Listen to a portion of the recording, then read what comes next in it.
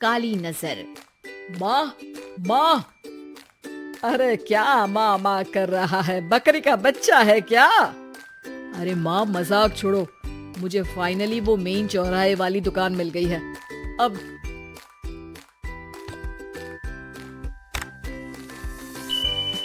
देखना, आपका बेटा दुगनी स्पीड से पैसा कमाएगा।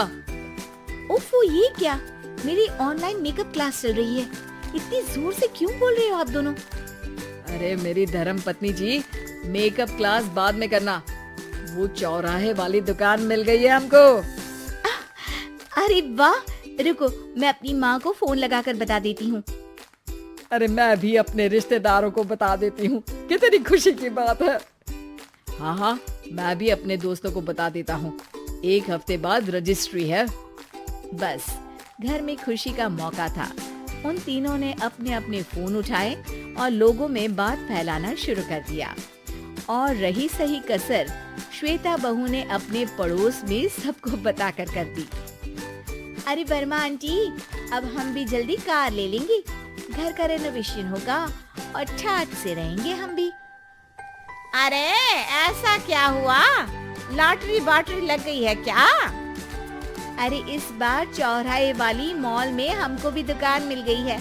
दुकान नंबर 21, जो एकदम चौराहे पर है। अब ग्राहक बढ़ेंगे तो आमदनी भी बढ़ेगी ही ना। अरे वाह, कितनी खुशी की बात है। मैं बहुत खुश हूँ तुम्हें इतना खुश देख के। बाकी एक बात कहूँ, सबको मत बताते फिरना। किसी की नजर लग जाएगी तो खुशी की खबर वापस लौट जाएगी। हैं? ऐसे थोड़ी ना होता है। अब डरा रही हूँ।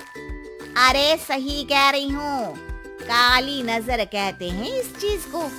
जब आप किसी को कुछ बताओ और वो काम बिगड़ जाए। अरे लेकिन मैं तो... तुमने सबको बता दिया ना? हाँ, फोन लगा लगा के। अब बच के रहना, काली नजर बड़ी खतरनाक होती है। श्वेता इतनी खुश रहती है कि वो वर्मा आंटी की बात पर ध्यान ही नहीं देती, जबकि पड़ोस में और भी लोगों से खुशी की खबर शेयर करती रहती है। अगले दिन राजेश बहुत दुखी होकर घर आता है। अरे बेटा, क्या हुआ? मुंह क्यों सूजा हुआ है? मधुमक्खी ने काट लिया क्या? माँ, वो दुकान किसी और के पास चली गई। किसी ने ज्यादा भाव लगा दिया। अरे पर बात तो आपसे हुई थी ना उस दुकान वाले की। हाँ, आज मैं टोकन अमाउंट देने गया था, तब मुझे पता चला। कोई आकर सुबह मुझसे पहले ही ज्यादा अमाउंट दे गया।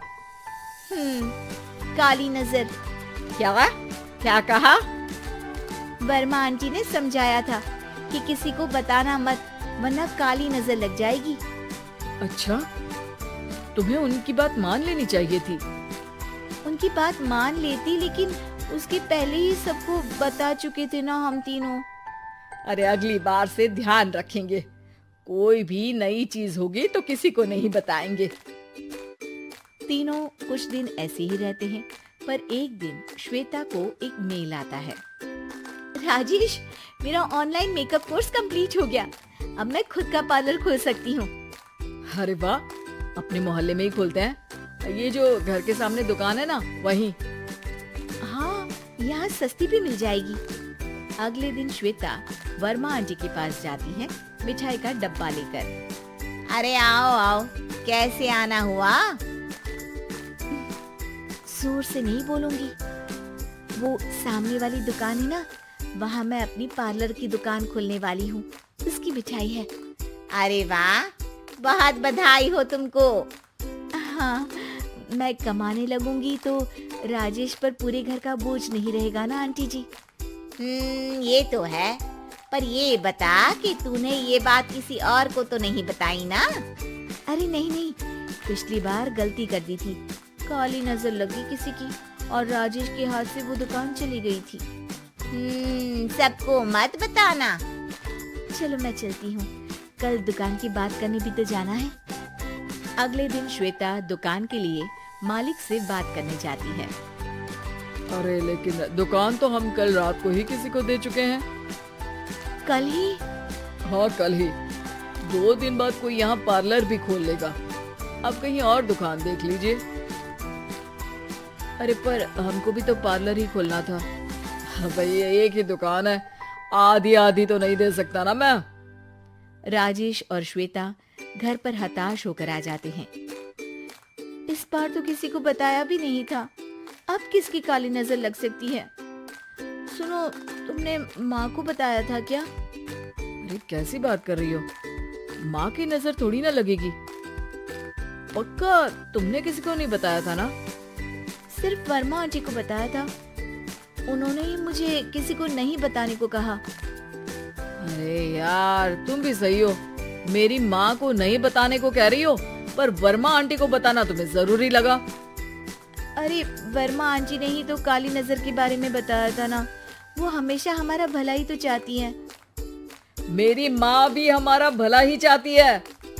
अरे पर चिल्ला क्यों रहे हो, बात नहीं कर सकते क्या आराम से? नहीं आता वो आराम से बात करना, और करना भी नहीं चाहता हूँ मैं। दुकान जाने का दुख गुस्से में बदल गया था और राजेश और श्वेता में बात बंद हो गई थी। 2 दिन बाद मोहल्ले में पार्लर का इनॉग्रेशन हुआ, जिसमें मोहल्ले के सभी लोगों को बुलाया गया, पर श्वेता, राजेश और माँ नहीं जाते। माँ अंदर आ जाओ, क्या देख रही हो? अरे नया पार्लर देख रही हूँ अपने आंगन से। देखो, माँ को दूसरे का सुख देखने में कितना मजा आ रहा है, मेरा दुख नहीं दिख रहा इन्हें। यहाँ मेरा पार्लर भी तो हो सकता था। अरे चुप रहो यार, हर बात में लड़ाई क्यों ढूंढ रही हो? राजेश और श्वेता फिर बहस करने लगते थे। तभी माँ ने दोनों को बाहर बुलाया। अरे जरा देखो तो, दुकान चलाने वाले का बोर्ड पर नाम क्या लिखा है? श्रुति वर्मा। गाड़ी निकाले बेटा, हमें कहीं जाना है। काली नजर का इलाज कराने। राजेश अपनी बाइक निकालता है। तीनों ट्रिपलिंग कर रहे हैं। माँ राजेश को उस मॉल वाली दुकान पर लेकर जाती है जहाँ राजेश अपनी दुकान खोलने वाला था। यही दुकान लेना चाहता था ना तू? हाँ, पर इनको भी दुखी करने लेकर आई हो क्या यहाँ पर दुकान दिखाकर? वहाँ काफी नहीं था? अरे श्वेता थोड़ा सब्र रख, अभी पता चलेगा कि हम यहाँ क्यों आए हैं। बता, इस दुकान चलाने वाले का नाम क्या है? अनुपम वर्मा। कुछ समझ में आया? वो दुकान वाली श्रुति वर्मा, ये दुकान वाला अनुपम वर्मा, और हमारे पड़ोस में हमने उस दुकानों के बारे में बताया किसको था? अब वर्मा आंटी को। मतलब वर्मा आंटी ही हमारा काम बिगाड़ रही है? नहीं नहीं, ऐसा नहीं हो सकता, ये बस इत्तेफाक है। राजेश अपना फोन निकालता है और श्रुति वर्मा और अनुपम वर्मा के नाम फेसबुक पर सर्च करता है, जहां ये दोनों ही वर्मा आंटी के रिश्तेदार होते हैं। श्वेता को समझ में आ जाता है कि वर्मा आंटी की ही नजर काली नजर है। अब क्या करना है? कोई भी खुशी की खबर हो तो काली नजर से बचना है, यानी वर्मा आंटी से बचना है। अरे पर मुझे ये समझ में नहीं आया कि वो हमारे साथ ऐसा क्यों करेंगी। अरे बेटा, एक सीख है, दूर के आदमी को आपकी तरक्की से कम परेशानी होगी, पड़ोसी को ज्यादा। दोनों माँ की बात में हामी भरते हैं और अगला काम चुपचाप करने की कसम खाते हैं, ताकि आगे से वर्मा आंटी कोई काम ना बिगाड़ सके।